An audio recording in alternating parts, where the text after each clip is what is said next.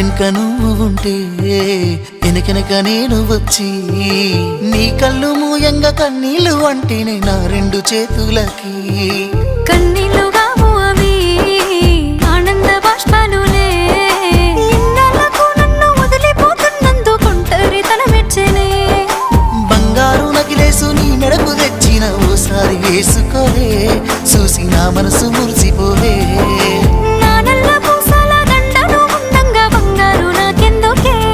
నా బంగారు నువ్వు ఉంటేనే పంతాలు పోయేల పిల్ల